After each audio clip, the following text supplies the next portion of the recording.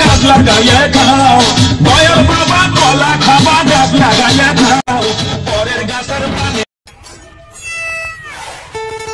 ভাবি কি করতেছেন? আরো ভাই কইন না, বাগুন কাটতেছে। সব বোনাসের সংসার এসে আমার তেরো জ্বালা। সারাদিন খাটতে খাটতে আমার দান বাড়া গেছে। ভাবি তোমার কষ্ট দেই তো আর আমার ভালো লাগে না। ভাই তোমার মতো যদি সব বোনাসই বুঝতো তাহলে আমার এত কষ্ট হইতো না। ভাবি একটু বসি আপনার কাছে। বসো তাহলে।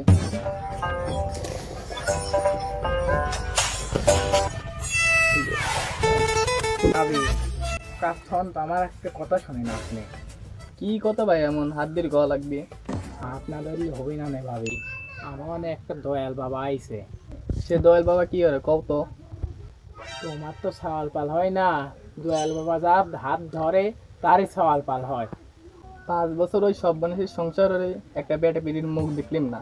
যদি তোমার দয়াল বাবার হাত দিলেই ছাল পালাস হয় তাহলে কালই যাবো আমি। ভাবি খালি সওয়াল পাল নয়, দর্শন দর্শন সাল পাল হচ্ছে। কি কও, এত দিনের খবর দেও নাকি আমার? আমি দৌড় পাই চলে গেলাম নি দয়াল ভাইয়ের কাছে। ওই খবর দেওয়ার লাগেই তো আইলিম, তাহলে আমি দয়াল বাবাকে জানাবো না বিষয়টা। ওই শালা আমার বোর হাত ধরি তুই দয়াল বাবার গল্প কিছু এখন তো কিডা বাঁচাবি, তোর বাপ খায়াল হইছে। ভাবি আমি আজকের মতো আসি। তোর দয়াল বাবার গল্প রে আমি তোর কিডা বাঁচাবি? তোর কোন দয়াল বাবা আসি তোর বাঁচাবি? আমি তুই করে যাবো? 5 বছর ধরে সংসার হতেছে, যে লাঠি দিয়ে ভয় হইলাম না আমি ওর লাঠি দিয়ে ভয় পাই না। আমি দয়াল ভাইয়ের কাছেই যাবো।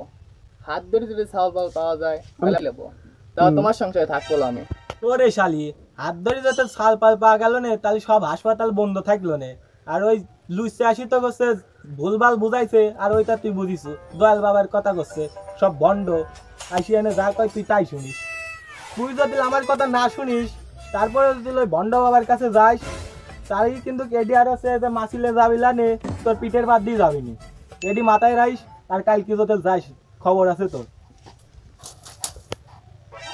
রাগ আমার বাড়ি দেখাবি পারে, 5 বছর ধরে ছাল পাল দিয়ে পারে না, আইসে আমাকে শাসন করবি, লাঠি দেখাবি। কালকে আমি দয়াল বাবার হনে যাবো, ও আমাকে কিভাবে ঠেকায়।